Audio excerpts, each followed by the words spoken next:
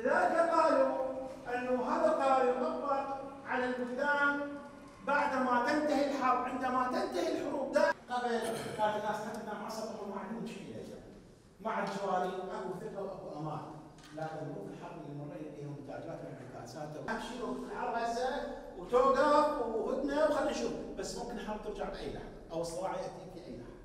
يسمونه سلام.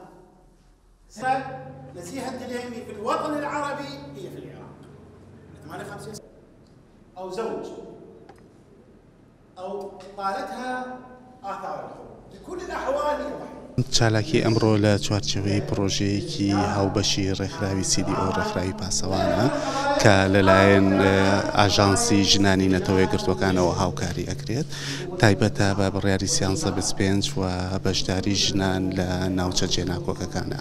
ئەم سمینارەیەکەکە لەو چالاکیانەی کە لە چوارچێوەی پرۆژەکە ئەنجام ئەدرێت لە ماوەی چەند مانگی ڕابردووە کە ئێمە دەستمان پێکردووە، پێکهاتەبوو لە ڕاهێنانی ڕێکخراوەکان دروستکردنی 8 گروپی خۆبەخش لە کەرکووک، دووبز، داقووق و ڕێکخراوەکان بە هەمان شێوە دابەشکراون بەسەرەوەی کە کۆمەڵێک چالاکی جیاواز ئەنجام بدەن، لە ناویانە سمینارە، سێشنە و چالاکی ئەدڤۆکەسیە.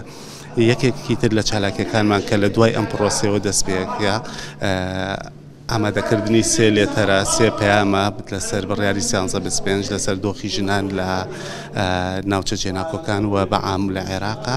ئەو نامانە داخوازی ژنانی ئەم ناوچانن، داخوازی ڕێکخراوەکانی کۆمەڵی مەدەنین لە کەرکووک، دووبز، داقووق، ئاڕاستی پەرلەمانی عێراق، حکوومەتی عێراق پارێزگاری کەرکووک دەکرێت.